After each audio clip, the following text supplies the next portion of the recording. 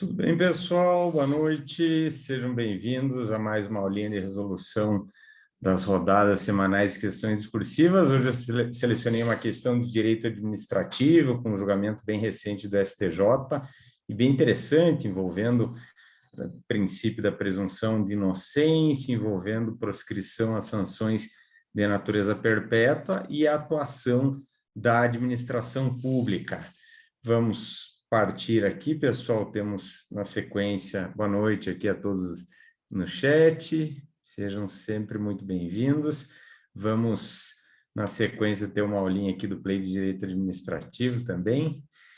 Então, iniciamos a nossa noitada aí de Direito Administrativo.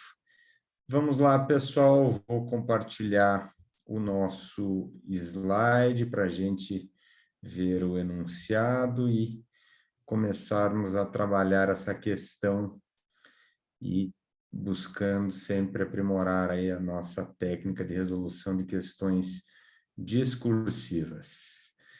Então, pessoal, já estamos aí na rodada 20 de 2022, passa voando, né, pessoal? O enunciado era o seguinte: Rodrigo Pancada exercia a profissão de vigilante armado há 26 anos em vínculo empregatício mantido com uma mesma empresa de segurança privada. Com a finalidade de obter autorização para matrícula em curso de reciclagem, necessária a continuidade do exercício da função de vigilante, Rodrigo formulou requerimento junto ao Departamento de Polícia Federal, o qual, contudo, foi recusado em razão de ele possuir condenação criminal transitada em julgado por lesão corporal decorrente de violência doméstica, com pena já extinta pelo seu cumprimento há pouco mais de 5 anos. Nesse caso, indaga se é legítimo o ato administrativo que indeferiu o pleito deduzido por Rodrigo Pancada. Responda fundamentadamente. Então, pessoal, aqui do enunciado, né? Tínhamos um cara que era vigilante já há muito tempo, exercendo essa profissão. Era na iniciativa privada, né? Embora na iniciativa privada, pessoal, toda atividade de vigilância privada, né, notadamente armada, depende de autorização para funcionamento, esse tipo de empresa, pela Polícia Federal. E os vigilantes dependem de curso, tem uma lei específica, a Lei 7.102, de 83, que estampa lá requisitos para exercício dessa profissão, claro, porque envolve a segurança das pessoas, do patrimônio das pessoas e, muitas vezes, com o manejo de arma de fogo. O caso dele é que ele tinha uma condenação já transitada em julgado, envolvendo lesão corporal contra a mulher, violência doméstica, e, na verdade, né, aqui, no caso, essa pena já tinha sido cumprida há mais de 5 anos, então já não configuraria reincidência, mas, né, vamos ver que a legislação tem ali suas peculiaridades e o tema chamou atenção, porque veio no informativo recente, agora do STJ, e pode pegar muita gente aí de surpresa. Vamos lá, a aprovação vai chegar, Otávio, vamos em frente, a luta nossa é aí, e eu sei que é de vocês também, cotidiana, para a gente estar sempre aí melhorando, porque é isso que essa é a fórmula, né, para aprovação. É muito estudo, muita dedicação, muita persistência, muita disciplina, que a nossa hora chegará. Pessoal, então, começando aqui a explicação, né, da resolução desse caso, vejam que a Constituição consagra o direito fundamental ao livre exercício de qualquer trabalho, ofício ou profissão, mas em uma norma constitucional de eficácia contida, naquela clássica classificação de José Afonso da Silva. Eficácia plena, eficácia limitada, eficácia contida. Eficácia plena não depende de nenhuma atuação do legislador, e o legislador tampouco, né, atua restringindo, como ocorre nas normas constitucionais de eficácia contida, que já tem aplicabilidade, mas o legislador pode restringi-las. E de eficácia limitada, a própria eficácia depende da atuação do legislador para implementá-la. Então, vejam, esse é o exemplo mais clássico, né, de norma constitucional de eficácia contida, É só a lei que pode estabelecer as qualificações profissionais para exercício de uma profissão, não pode ser ato infralegal. Temos aqui a Lei 7.102 de 83, que, dentre seus requisitos, contempla lá no artigo 16, inciso 6º, o requisito de não ter o interessado antecedentes criminais registrados. Então, o conceito na lei é de antecedentes criminais. Jurisprudência, né, não era nem o ponto exato, mas, claro, quanto mais conhecimento a gente demonstra na resposta, melhor. Já tem entendimento consolidado de que condenações ou, claro, muito menos inquéritos policiais ou ações penais em andamento, sem trânsito em julgado da sentença penal condenatória, não podem impedir o exercício da função da profissão de vigilante por conta da presunção de inocência. No entanto, pessoal, no caso concreto, o nosso Rodrigo Pancada é o nome de um amigo meu das antigas, viu? Então, por isso eu boto aqui, conto para ele os casos que eu meto ele no meio. Jagunço Mulamo não é meu amigo, viu? Ele também circula e outros aí, Paulo Medonho. Paulo tem um amigo que é Paulo Medonho também, mas ele, o Rodrigo, aí, muito amigo do Rodrigo Pancada, mas lembro deles aqui quando coloco. Então, o Rodrigo Pancada tinha uma condenação criminal transitada em julgado por lesão corporal, e aí vejam, além de ter a condenação transitada em julgado, outro ponto relevante, né, que levava aqui alguma dúvida, é o fato de que ele já tinha cumprido pena, ele já estava quites com a justiça criminal, e isso já há mais de 5 anos. Então, né, quem não conhece aqui exatamente a discussão, que é uma discussão recorrente na jurisprudência do STJ e também, né, dos tribunais regionais federais, porque envolve a Polícia Federal, mas uma discussão em torno, né, da aplicabilidade de uma garantia fundamental no âmbito do direito administrativo. E aqui, o que a gente poderia cogitar, né, é da questão da vedação às sanções de caráter perpétuo. Já passou 5 anos, já está quites com a justiça criminal, ainda assim o cara não vai poder exercer uma profissão na iniciativa privada, que ele já exerce há 26 anos. Vejam que é uma discussão um tanto quanto polêmica, né? Há vários direitos fundamentais aqui envolvidos. Em que pese, né, essas ponderações que poderíamos fazer em prol do direito fundamental ao exercício de uma profissão que o cara já exerce há tanto tempo, o STJ não seguiu essa linha de liberar para o cara a prática, a realização do curso de reciclagem, né? Porque ele já tinha feito o curso, tem que fazer de tempos em tempos o curso de reciclagem. Então, ele não conseguiu participar do curso de reciclagem e perdeu, né? Com isso, a possibilidade de exercê-la. E aí, pessoal, o STJ raciocinou de maneira estritamente técnica. Em que sentido? A lei falou em maus antecedentes, antecedentes criminais.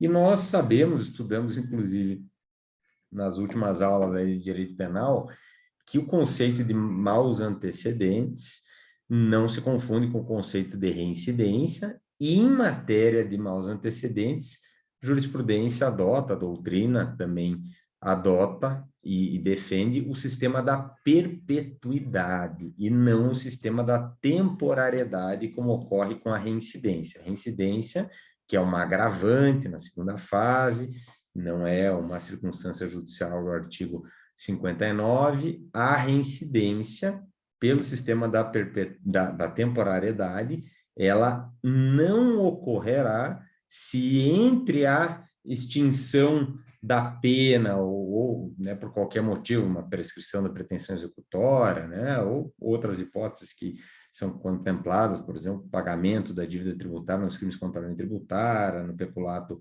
culposo, enfim, se nós tivermos ali o cumprimento da pena, que a extingue, ou outra forma de extinção na punibilidade, e de lá mais de 5 anos até a prática de um novo fato, não há mais incidência. Era o caso dele aqui, ele já não seria mais incidente, já tinha passado período superior a 5 anos desde o cumprimento da pena.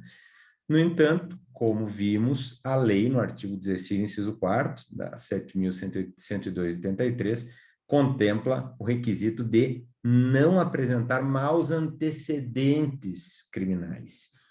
E aí, pessoal, pelo sistema da perpetuidade, essa condenação ainda representa maus antecedentes. Logo, na linha, né, tranquila da jurisprudência do STF, inclusive em repercussão geral e do STJ, o prazo depurador, o período da prescrição da reincidência é inaplicável em matéria de maus antecedentes, então ele tinha mau antecedente e por um crime que envolvia violência. O STJ também enfatizou esse aspecto, o STJ julgou um caso idêntico aqui.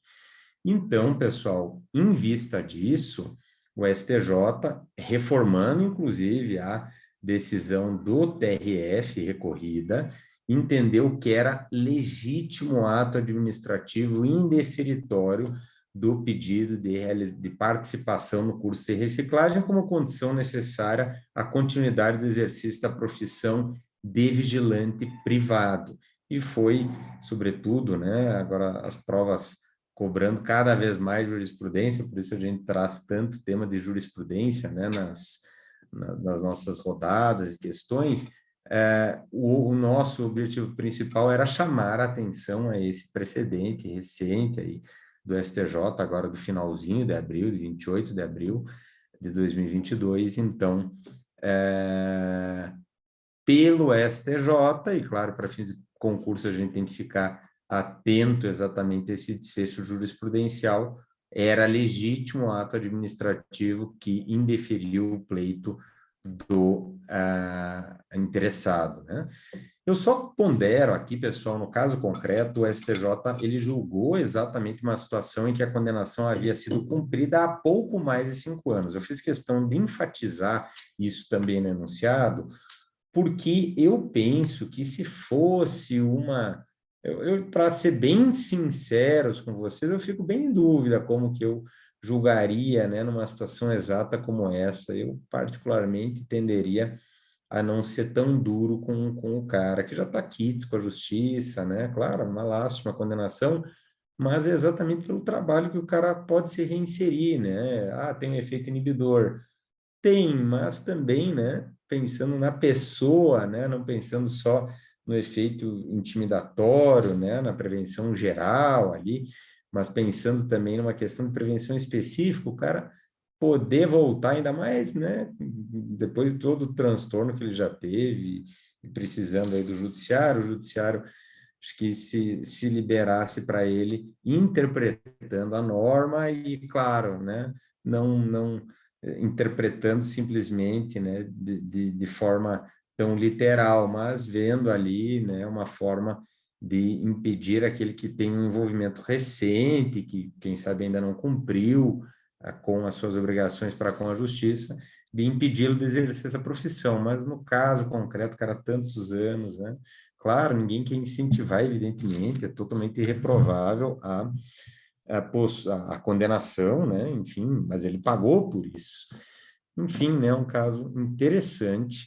E eu coloco que se fosse mais antigo, nós poderíamos aplicar aquela linha do STJ, do direito ao esquecimento. E aí, pessoal, lembro, né? O STF não reconheceu o direito ao esquecimento lá na esfera civil, que era aquele de evitar, de impedir a veiculação de uma notícia porque era muito antiga pelo direito ao esquecimento. Isso viola a liberdade de informação, liberdade de imprensa. Então, lá não há dúvida, mas o STF ele não julgou essa situação que o STJ invoca em matéria criminal em alguns precedentes, né, mais no detalhe, mais específicos, de condenações muito antigas, em que, apesar do sistema da perpetuidade, ele fala de direito ao esquecimento. Então, apenas pondero, né, e também para a gente fazer um juízo crítico de reflexão que nos ajuda sempre na memorização.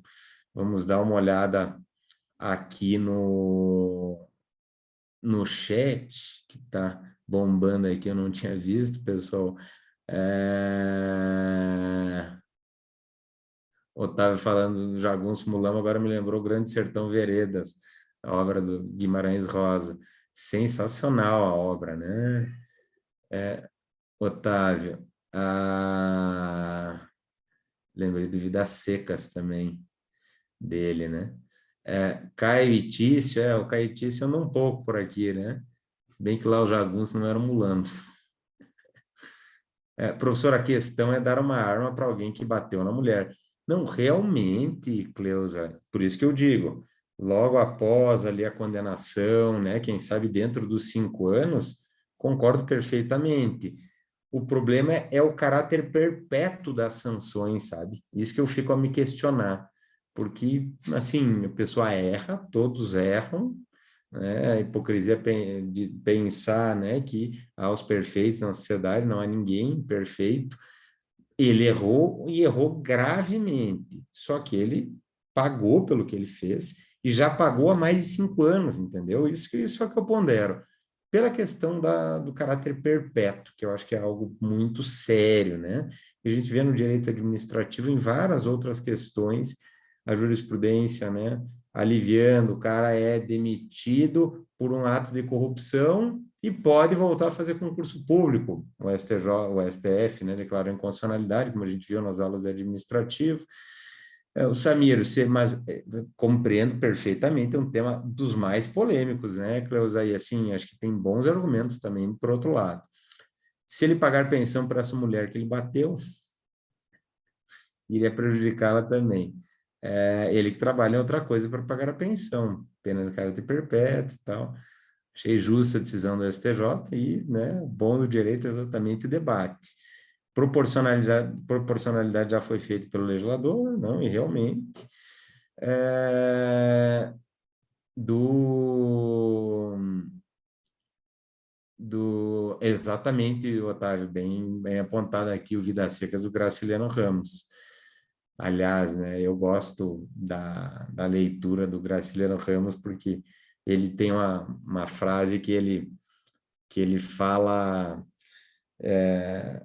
que a arte, acho até que eu tenho aqui, que é bom ler deixa eu ver se eu acho ela aqui não vou achar de cabeça, mas enfim, ele diz assim que a arte, e eu gravei aquilo porque eu também busco fazer isso, ele diz assim que a arte de escrever, ela deve ser realizada como as mulheres, na realidade dele, nordestina, fazem. Vão lá com a roupa nas lavadeiras, ele fala. Vão lá na beira do rio, pegam, enxagam, esfregam, passam o sabão, enxagam, esfregam de novo, passam o sabão, refazem aquele processo várias vezes até ficar branquinha. E ele fala isso da escrita, né? Porque a escrita dele era perfeita, né?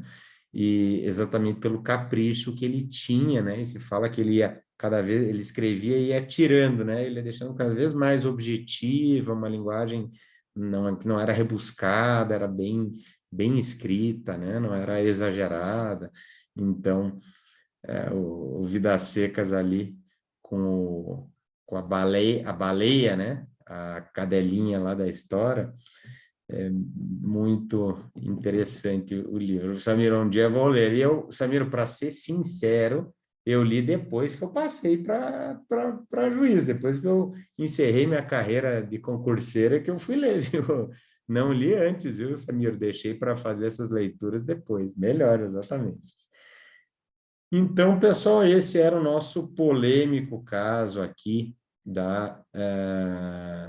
do nosso vigilante. Deixa eu ver se eu acho. Estou lembrando, não vai ter que estar aqui. Só deixa eu dar uma olhada aqui, pessoal.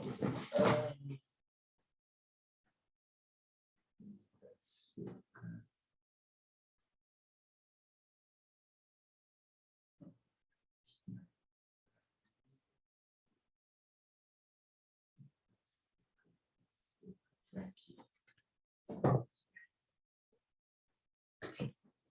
Achei, pessoal, tá aqui, ó. Vou ler para vocês, porque essa aqui eu acho que nos ajuda exatamente para aquilo que a gente tá fazendo aqui, né? Tentando sempre melhorar nossa técnica de escrita. Professor, nosso orquídea está sem flores, precisamos de uma nova, precisamos. Precisamos, vou providenciá-la. Ele diz assim, ó, deve-se escrever da mesma maneira como as lavadeiras lá de Alagoas fazem seu ofício. Elas começam com uma primeira lavada, molham a roupa suja na beira da lagoa ou do riacho, torcem o pano, molham-no novamente, voltam a torcer. Colocam um anil, ensaboam, entorcem uma, duas vezes. Depois enxaguam, dão mais uma molhada, agora jogando a água com a mão. Batem o pano na laje ou na pedra limpa e dão mais uma torcida e mais outra, torcem até não pingar do pano uma só gota. Somente depois de feito tudo isso é que elas dependuram a roupa lavada na corda no varal para secar, pois quem se mete a escrever devia fazer a mesma coisa. A palavra não foi feita para enfeitar, brilhar como ouro falso. A palavra foi feita para dizer. Sensacional, né, pessoal? Grande Graciliano Ramos. E aqui, falando da nossa técnica de resolução de questões cursivas, da nossa técnica de escrita, lembro aqui a necessidade de nós termos o nosso plano, a goddamn plan. A gente precisa ter um plano para realizar uma prova discursiva, além da estratégia de prova, em particular, aqui na resolução específica de uma questão, aquelas 4 etapas, uma leitura atenta aos detalhes que a gente aqui, sobretudo um caso concreto que tem datas, tem prazos, né? Brainstorm, nesse caso, fazendo brainstorm, que é despejar tudo no papel, né, num rascunho, não escrever, não fazer o texto, escrever palavras, né, soltar o que vem na nossa cabeça, porque o cérebro funciona assim. Então, a gente soltaria aqui artigo 5º, inciso 23, liberdade de trabalho, norma de eficácia contida, presunção de inocência, para falar aquele que não tem trânsito em julgado, julgado recente do STJ, Lei 7.102 de 83, né? Enfim, depois do brainstorm é que a gente vai montar esse nosso plano da resposta, o projetinho arquitetônico da nossa resposta, com tudo muito bem definido em itens, não em escrita e abreviado, porque é só para nós, para depois a gente executar a nossa resposta seguindo esse roteiro à risca, sem inventar, para não ter, e depois de ter bem refletido sobre o que a gente quer colocar na nossa resposta definitiva, que vai ser objeto de avaliação. Bom, gostaram da citação, serve para nossas provas, exatamente. Pessoal, os erros mais frequentes, alunos que não citaram o direito ao trabalho, a norma constitucional, né? Sempre importante citar os dispositivos constitucionais legais envolvidos, a lei, né, que não mencionaram a existência de uma lei específica, e, em particular, alunos que não apontaram a jurisprudência do STJ na matéria, e eu também diria, muito frequente, que aconteceu bastante na rodada, alunos que entenderam que era ilegítimo o ato administrativo praticado pela Polícia Federal, e aí pelos fundamentos que nós já comentamos quando fizemos um contraponto. Na redação jurídica, pessoal, como sempre, a gente buscando aqui por meio dos erros, né, cometidos, né, pelos colegas, o objetivo de crescimento aqui de todos, né, conjuntamente, errando que a gente aprende, e eu sempre destaco aqui aqueles que eu acho que são os mais frequentes, os mais comuns, para a gente não incidir. Entende o STJ que a eventual existência não vai, essa vírgula aqui não pode ir, tá, pessoal? Muito comum colocar vírgula nesse contexto. Normalmente, os erros de vírgula são por colocar em demasia, tá? Tem também casos que não se colocam, onde se deve colocar, evidentemente, temos até exemplos aqui, mas esse caso, né, de colocar onde não pode, a gente vê direto. Para o exercício da atividade de vigilante, é necessário a existência de idoneidade moral. Esse erro é dos mais comuns, dos mais frequentes, e parece sutil, mas na verdade é um erro que a banca vai descontar com força, tá? Para o exercício, eu lembro que numa prova discursiva eu errei uma de concordância. Putz, que mancada, perdi lá ponto precioso. Para exercício de atividade vigilante é necessária a existência de idoneidade moral. Qual é o sujeito da oração? A existência de idoneidade moral é necessária para o exercício de atividade vigilante, sobretudo quando tem essas inversões que o pessoal erra, né? Então, aqui, o erro é de concordância, porque o sujeito da oração é existência de idoneidade moral, e aí o necessária tem que concordar. Vejam, e aí muitos confundem por causa disso, tá, pessoal? Se fosse assim, para o exercício da atividade de vigilante, é necessário que exista, é necessário que qualquer outra coisa, masculina, feminina, se tem o que, aí é necessário que, tá? Mas aqui não, aqui é a existência é necessária. Se tivesse o que, mudaria o sujeito da oração. Então, erro muito comum. A questão hipotética hora aventada, vírgula, se direciona para dois erros aqui. Primeiro, da vírgula, colocada onde não poderia colocar, e a questão hipotética hora aventada é o sujeito. Direciona-se, não separa o sujeito do verbo, não tem nenhum aposto explicativo no meio para colocar entre vírgulas, então, totalmente equivocada. Mas, vejam, também era caso de ênclise, não tinha nada que chamava a próclise. Então, era questão hipotética hora aventada, direciona-se para, em regra, é ênclise. Temos que lembrar daqueles casos em que algo chama próclise, que é necessário que se faça o que vai chamar com pronome relativo, advérbio de negação, de intensidade, o também, o apenas, o somente, o não, não se tem, nunca é não tem-se, não se tem, já que, especificamente para essa questão, adota chamado sistema da perpetuidade. Dois erros aqui, né?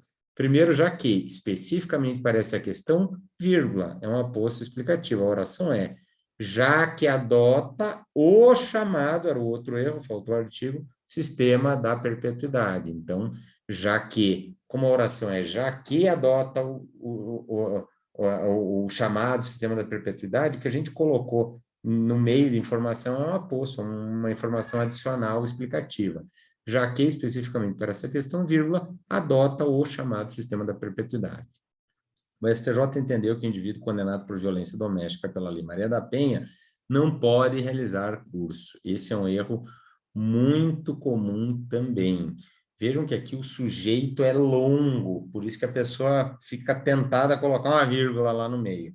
O STJ entendeu que o indivíduo condenado por violência doméstica pela Lei Maria da Penha não pode realizar o curso. Tudo aquilo ali é oração, é o sujeito dessa segunda oração, né? Não pode realizar. Então, essa vírgula não poderia ter sido colocada. Os tribunais superiores entendem que, vírgula, a Polícia Federal, aquele mesmo erro da primeira, né? Mas só para ilustrar o tanto que ele é frequente, não poderia colocar essa vírgula aqui.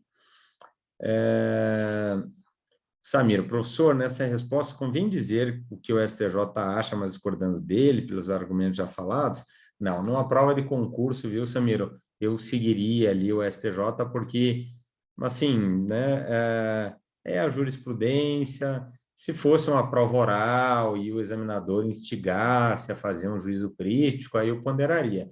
Na prova discursiva, né, sobretudo quando a gente tem várias questões, não tem tanto tempo, eu trabalharia com o máximo de informação sobre o caso, sobre a questão, e apontaria o entendimento do STJ de maneira mais objetiva, não tentaria ali bater de frente.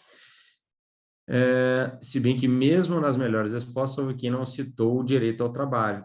Que, na verdade, assim, a gente vai muito pelo conjunto da obra, né, Otávio? Tem questões, inclusive eu gosto de selecionar várias melhores respostas, sempre que possível, porque tem boa redação, tem bom vocabulário, usou bem os conectivos, está bem coeso o texto, lógico.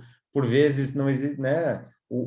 As melhores respostas não significam respostas perfeitas ou que atenderam todo o espelho. Eu até quando correção de sentença federal, eu gosto de colocar essa observação, porque na sentença federal é muito difícil pegar uma sentença que se aproxime do espelho, ou na verdade, assim, que atenda boa parte do espelho. Tu acaba pegando as que foram bem escritas e que se aproximaram. Então, nas excursivas, por vezes tem questões que são, né, atendem perfeitamente ao espelho. Tem outras que às vezes trazem uma informação melhor do que outras e às vezes deixou um ponto, mas não deixa de ser muito boa. A gente fica tão habituado ao fundamento constitucional da questão que nem menciona exatamente, mas sempre é bom. Esse raciocínio de partir da Constituição, ir para a legislação e aí chegar na jurisprudência, no caso concreto, ele é sempre muito útil, tá? Sempre a gente tem que pensar, ali tem uma questão, o que tem na Constituição para eu citar, depois o que tem na legislação infraconstitucional para eu citar, e depois, né, se eu lembrar da jurisprudência, claro, para daí pontuar. Ok, pessoal, então aqui, confusão aí que a gente tem algumas respostas, mas é natural, a gente está aí para aprender e o nosso objetivo aqui é exatamente o nosso crescimento na redação jurídica, na nossa técnica de resolução de questões discursivas. Beleza, pessoal? Então, encerramos aí mais uma rodada 20 de questões discursivas, com essa questão que selecionamos direito administrativo dessa vez. Na sequência, temos aí 7h30 aula de direito administrativo também da nossa pós e na semana que vem, claro, voltamos com mais resolução de questões discursivas. Beleza, pessoal? Obrigado pela participação de sempre. Fiquem com Deus, um abraço e até a próxima. Tchau, tchau.